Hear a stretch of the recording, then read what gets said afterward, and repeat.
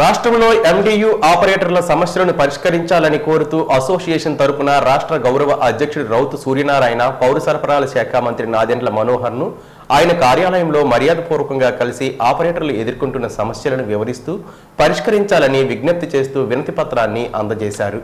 రాష్ట్ర వ్యాప్తంగా ప్రతి ఒక్క ఎండియు ఆపరేటర్కి సుమారు 8,400 వేతనం నుండి వెహికల్ ఇన్సూరెన్స్ కోసం తీసుకున్నారని, అధికారుల దృష్టికి తీసుకువెళ్లి గత 4 సంవత్సరాల కాలంగా ప్రభుత్వం చెల్లిస్తున్న మాదిరిగానే ఇన్సూరెన్స్ అమౌంట్ని ఈ సంవత్సరం కూడా ప్రభుత్వం చెల్లించి ఆపరేటర్లను ఆదుకోవాలని మంత్రికి వివరించారు.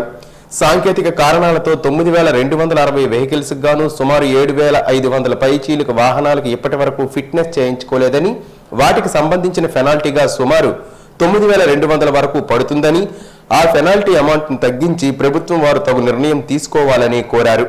కొన్ని జిల్లాల్లో సుమారు 10-12వ తారీఖు వరకు జీతాలు చెల్లించడం లేదని, హెల్పర్స్ కి అమౌంట్ ఇవ్వలేక వెహికల్ మెయింటెనెన్స్ చేయలేక ఎండియు ఆపరేటర్స్ చాలా బాధపడుతున్నారని మంత్రి దృష్టికి తీసుకువెళ్లారు. గత 2 సంవత్సరాల 4 మాసాల కాలంగా అంగన్వాడీ మిడ్ డే మీల్స్ కి సంబంధించి ప్రభుత్వం చెల్లించాల్సిన కమిషన్ సొమ్మును ఇప్పించాలని కోరారు. మంత్రితో పాటు ఆ శాఖ కమిషనర్ సౌరభ్ గౌర్ను, అలాగే civil supply director doctor మంజర్ Jilani సాములను మర్యాదపూర్వకంగా కలిసి సమస్యలను పరిష్కరించాలని వినతి పత్రం అందజేశారు. వారంతా సానుకూలంగా స్పందించి సమస్యలను పరిష్కరిస్తామని హామీ ఇవ్వడంపై రౌతు సూర్యనారాయణ హర్షం వ్యక్తం చేశారు.